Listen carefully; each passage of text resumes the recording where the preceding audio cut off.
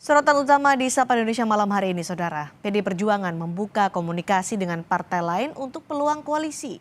Lalu mengapa hingga saat ini koalisi masih belum solid? Apakah ada pengaruh dari tokoh bakal cawapres?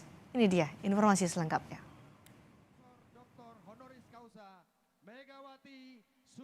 Ketua Umum PDIP Megawati Soekarno Putri menyebut sejumlah partai sudah bergabung ke PDIP untuk mendukung Ganjar Pranowo. Namun menurut Mega, masih ada partai yang masih mikir-mikir untuk gabung ke PDIP. Mega menyebut tidak memaksakan mereka yang masih menentukan arah koalisi. Mega mengakui partainya bisa mengajukan sendiri pasangan capres-cawapres, tetapi Mega tetap membuka pintu bagi partai lain bergabung. Kalau di sini ada satu, dua, ada tiga. Itu yang saya bilang, ya katakan lagi mikir-mikir dulu dah. Tuh bapak-bapak kan diketawain. Lo benar, tapi ya saya bilang ya enggak apa-apa. Mau ikut boleh, enggak ikut ya enggak apa-apa. Betul enggak? Merdeka! Hingga kini belum ada pasangan bakal capres-cawapres yang dideklarasikan. Di tengah penentuan posisi bakal cawapres, komunikasi elit partai politik makin dinamis. Ketua DPP Puan Maharani dengan Ketua Umum Partai Demokrat Agus Harimurti Yudhoyono mencairkan hubungan dua partai meski mengusung bakal capres yang berbeda. Keduanya bertemu di kawasan Gelora Bung Karno, Senayan, Jakarta. Ketua Umum Partai Nasdem Surya Paloh mengaku tidak khawatir dengan kedekatan Partai Demokrat dengan PDIP. Amat sangat nggak khawatir. Kenapa? Karena itu apa masalahnya? Semua kita punya hak ya untuk menentukan. Hak politik yang menentukan, garis politik yang kita tentukan. Bersama kita baik, nggak bersama pun barangkali baik juga. Sementara itu, Partai Golkar belum menentukan arah koalisi. Golkar memastikan tetap mengusung Erlangga sebagai bakal capres yang akan diikuti oleh semua kadernya. Hal ini sebagai respon saat Sekjen PDIP menyebut nama Gubernur Jawa Barat yang juga kader Partai Golkar Ridwan Kamil menjadi bakal cawapres Ganjar Pranowo.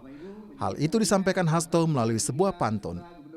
Kang Emil memang kaya prestasi, memajukan Jabar penuh karya seni.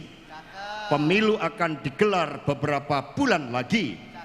Cawapres Pak Ganjar ternyata ada di sini. Terima kasih. Sekjen Partai Golkar tegas menyebut Ridwan Kamil tetap mendukung Erlangga sebagai Bacapres 2024. Nah, kalau radar saya sampaikan, radar itu kelihatan ada 7 titik ya yang dipantau oleh PDIP calon presiden Pak Ganjar. Tapi kan koalisi yang lain juga masih ada ya. Partai Golkar kita masih sepakat ya dengan amanat Munas tahun 2017 lalu bahwa Erlangga sebagai calon presiden dari Partai Golkar. Meski berbagai lembaga survei sudah menyebut sejumlah tokoh potensial sebagai bakal cawapres, tetapi saat ini semuanya masih dinamis. Direktur Eksekutif Parameter Politik Indonesia Adi Prayitno menilai peluang koalisi masih bisa berubah. Kuncinya ada pada tokoh cawapres yang mampu mendukung elektabilitas capres yang ada. Sangat tergantung bagaimana konfigurasi dan negosiasi politik mereka dengan partner koalisinya. Koalisi bisa jadi masih dinamis dan peluangnya masih terbuka hingga partai mendaftarkan bakal capres dan cawapres mereka ke KPU. Tim Liputan, Kompas TV.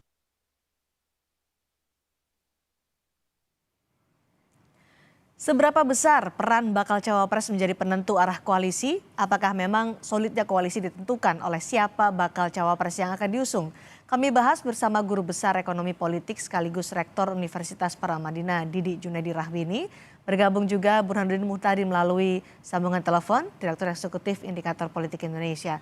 Pak Didi, sampai sekarang ini kan koalisi masih sangat cair. Yang sudah terbentuk adalah koalisi perubahan untuk persatuan, kemudian koalisi Indonesia di mana ada Gerindra dan juga PKB, kemudian koalisi Kebangkitan Indonesia Raya, dan kemudian ada koalisi PD Perjuangan dengan P3. Masih ada Golkar, PAN yang belum menentukan kemana arah koalisi mereka. Apakah ini masih saling melihat untuk bisa membekukan koalisi ini akhirnya bisa fix atau terbentuk, melihat dulu cawapresnya? Anda melihatnya begitu? Ya Mbak Cindy, sebenarnya dari segi kalkulasi persentase untuk bisa mencalonkan presiden, potensinya 4 ya. PDIP, Koalisi Perubahan, dan Gerindra, termasuk KIB. Tapi KIB sudah bubar.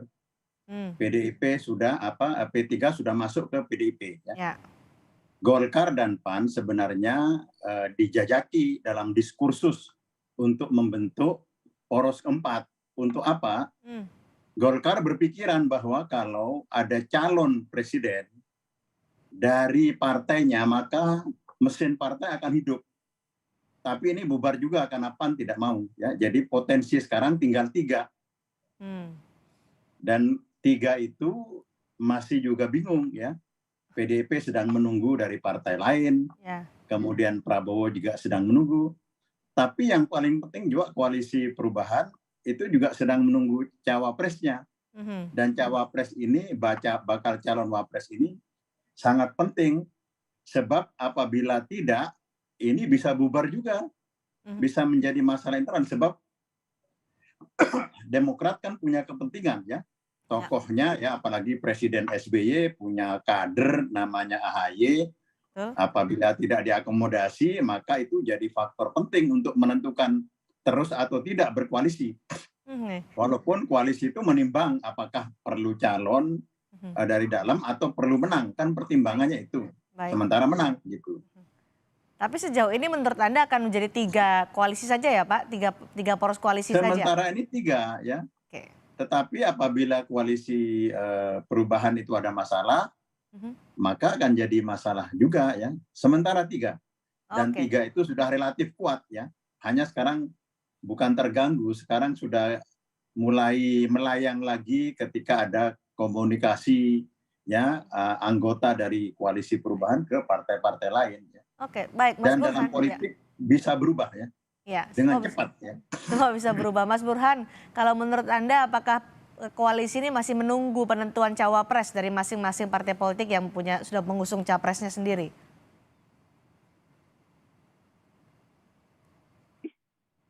Mas Burhan? Ya, siap. Gimana? Oke. Mas Burhan, jadi apakah nanti cawapres ini akan menjadi penentu koalisi menuju ke Pilpres nanti atau ada penentu lainnya? Penentu koalisi ada beberapa hal. Yang pertama adalah cawapres. Tetapi cawapres bukan satu-satunya power sharing. Power sharing berikutnya adalah susunan kabinet. Berapa partai yang akan mendapatkan janji porsi kementerian kalau misalnya capres-cawapres yang mereka usung menang. Nah, selain power sharing tadi, tentu potensi kemenangan.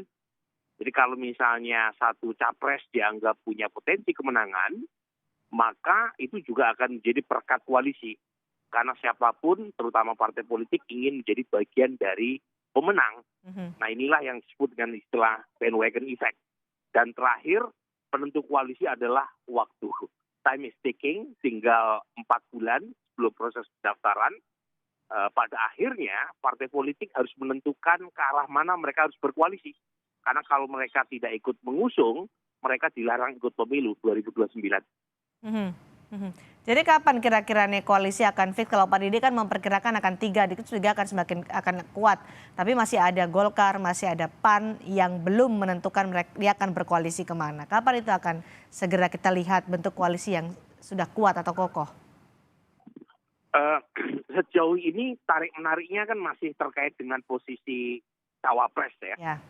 Dan untuk itu masih ada 4 bulan sampai tanggal 19 Oktober proses pendaftaran hingga awal November. Jadi sebelum ada cawapres, saya kira tarik-menarik berkaitan dengan peta koalisi masih sangat cair.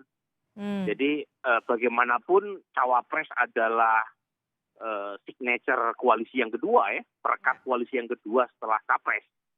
Nah, per hari ini ada 3 capres dan partai yang belum menentukan koalisi pada umumnya masih tawar-menawar berkaitan dengan cawapres yang mereka tawarkan. Golkar tentu menawarkan Erlangga, kemudian PAN menawarkan Erick Thohir, ya. Kemudian ada seperti PKB yang sampai sekarang juga masih menggantung ya koalisinya dengan Gerindra karena masih berharap ketua umumnya Gus Muhaimin dipinang sebagai cawapresnya Prabowo. Nah kalau misalnya peta cawapresnya berubah, bisa jadi mereka akan masuk pada ukuran yang kedua, yaitu memilih capres yang dianggap potensial menang. Nah itu yang tadi saya sebut sebagai bandwagon effect. Jadi meskipun cawapres nggak dapet, tapi kalau capresnya yang mereka usung punya potensi menang, mereka masih berharap power sharing di tingkat berapa menteri yang mereka akan dapatkan. Oke, berarti masih bisa berubah ya untuk koalisi jika nanti cawapresnya ditentukan. Baik, Pak Didi. Tambahan ya. Jadi silakan. Tambahan sedikit ya, capres-capres ini kan elektabilitasnya masih turun naik dan bisa berubah sangat cepat ke depan ya. Kemudian elektabilitas dari cawapres secara nasional itu tidak terlalu penting. Ya, kenapa? Karena capres ingin mengambil suara di kantong-kantong besar yang nanti bisa ditarik oleh cawapresnya. Ya, sebagai contoh Gubernur Jawa Barat ya. Itu pengambil kantong besar di Jawa Barat. Ya. Atau Gubernur Jatim pengambil suara terbesar di Jawa Timur. Ya, jadi yang elektabilitas di survei-survei cawapres itu ya yang rendah tingginya itu nomor 2, tidak terlalu penting. Tetapi yang penting seperti JK mengambil suara Timur di masa yang lalu. Gitu. Ya. Baik, Pak Didi, lalu bagaimana dengan pertimbangan kapasitas penentuan bacawa pres? Apakah dari background politik dan ekonomi juga menjadi pertimbangan? Analisa Anda soal ini? Tidak, jadi cawapres ini ya, misalnya koalisi perubahan, itu kan sekarang bingung antara menentukan calon dari dalam dan calon dari luar yang menentukan potensi kemenangan. Sekarang ini kan ada survei yang akademis ya. Ya, dan akademis, ada survei yang politis. Saya pengalaman di Filipina ya, memantau ada puluhan survei. Itu yang kredibel cuma 2 atau 3 ya.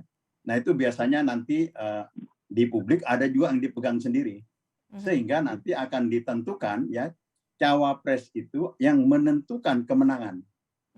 Sebagai contoh misalnya Jokowi tidak mengambil JK di masa lalu, suara Timur hilang.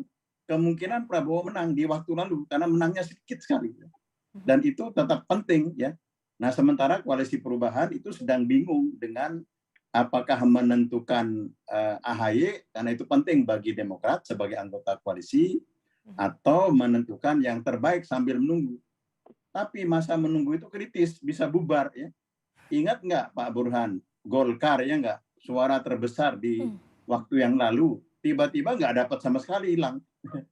Itu bisa terjadi, tergelincir seperti itu dan bisa jadi 2. Oke, baik. Jadi beberapa bulan ke depan menjelang tahapan pendaftaran di KPU masih ada manuver-manuver politik yang akan terjadi, Pak Didi? Iya, manuvernya sekarang ini ya pacaran ya. Pacaran ya antara satu dan yang lain. Tapi juga ada indikasi saling menggergaji karena ini politik dan kekuasaan ya. Jadi selain faktor KPU yang independen, ini tidak independen ya. Ada faktor kekuasaan ikut terlibat ya, ada faktor macam-macam indikasi power besar dan itu harus diawasi. Sebaiknya seindependen mungkin, sebab kalau tidak kembali ke orde baru lagi ya, memobilisasi Babinsa, militer, intel dan seterusnya. Ya. Nah sekarang negara barat pun itu tergelincir ya. Ada bandit seperti Wagner di negara modern seperti Rusia kan. Indonesia bisa tergelincir menjadi penguasa bandit ya. Oke, Pak Didi, harus diawasi betul ya. Untuk momen menunggu nanti sampai ke tahap pendaftaran KPU, siapa yang paling diuntungkan dan akan dimanfaatkan seperti apa? Nah itu semuanya akan saling menunggu dan akan menemukan cawapres yang terbaik. Sebab saya menganggap bahwa elektabilitasnya akan naik turun. Dan sekarang sudah misalnya ada serbuan kampanye negatif terhadap Prabowo ya, dari itu sudah mulai sekarang, sudah sangat kencang sekali karena arah dari kekuasaan sekarang sudah yang ya di bawah arus kan. Itu sudah mulai terlihat, terasa, dan kemudian ada kampanye negatif mulai ya, pacarannya itu sudah mulai terganggu dengan keris empu gandring. Baik, Mas Burhan dengan pertanyaan yang sama, masa-masa menunggu menuju tahapan pemilu berikutnya Manuver seperti apa dan siapa yang akan diuntungkan, apa yang dimanfaatkan? Singkat saja Mas Burhan. Ya tentu masing-masing pihak kan melakukan manuver, sesuatu yang lumrah dan wajar ya. Apalagi dalam pesta elektoral. Yang penting kan tidak melakukan black campaign. Nah, sebenarnya pesta elektoral kita terlalu cepat datangnya. Jangan lupa proses pendaftaran itu masih 4 bulanan. Sementara kita terlalu memaksa partai-partai untuk segera memutuskan siapa capres-cawapres mereka. Per hari ini kalau kita bandingkan dengan 2014-2019, itu relatif lebih cepat loh proses menuju 2024. Sejak Agustus sudah ada keputusan koalisi dari Gerindra dan PKB. Kemudian per Oktober tanggal 3 sudah ada deklarasi capres oleh Partai Nasdem terhadap Anies Baswedan. Kemudian Ganjar Pranowo yang awalnya diprediksi akan dideklarasikan di hari ulang tahun atau hari haulnya Bung Karno, ternyata sudah diputuskan tanggal 21 April. Jadi praktis sebenarnya capresnya sudah definitif. Bahkan ketika pemilunya masih setahun lebih ya sebelum pemilu. Jadi sekarang tinggal cawapresnya kan. Nah cawapresnya kan masih ada 4 bulan. Jadi menurut saya biarkan proses tarik-menarik di internal partai tadi. Kalau menurut saya sih kita dorong mereka untuk segera memutuskan berdasarkan program ya. Mungkin too good to be true ya mengharapkan itu, tetapi setidaknya kita dorong partai dan capres maupun elitnya itu menjual gagasan, menjual platform ideologis sehingga kita ditawarkan bukan sekedar gimmick tapi juga tawaran programatik. Baik, terima kasih Mas Burhanuddin Muhtadi, terima kasih juga Pak Didi Rahbini sudah berbagi pandangan menganalisa soal bagaimana cawapres ini punya potensi untuk mengubah koalisi hingga nanti pada pendaftaran di KPU. Terima kasih sekali lagi Pak Didi dan juga Mas Burhan.